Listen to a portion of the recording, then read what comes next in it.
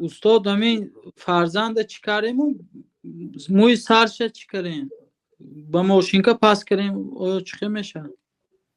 نه ماشین وقتی پس کنید گویا هیچ کار نکرده، باید به تیغ تراشید.